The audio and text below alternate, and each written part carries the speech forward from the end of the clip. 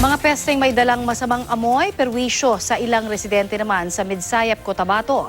At 12-foot na dolphin natagpo ang patay sa baybayin ng Lamitan, Basilan. Narito ang maiinit na balitang probinsya. Tadtad ng sugat at naputulan ng buntot ang dolphin na napadpad sa baybayin ng Lamitan, Basilan. Natagpuan ito ng mga mangingisda at agad ipinagbigay alam sa otoridad. Posibleng namatay sa kagat ng pating ang 12-foot long na rhesus dolphin. Di na sumailalim sa necropsy ang dolphin at agad ding inilibing.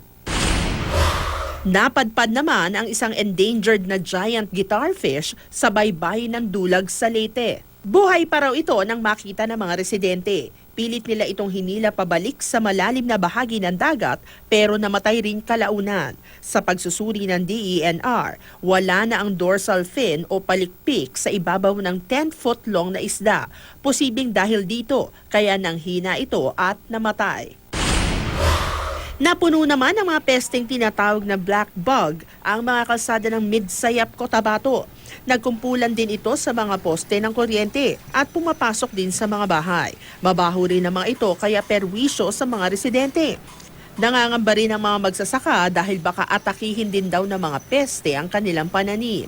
Wala pang pahayag ang lokal na pamahalaan kaugnay nito.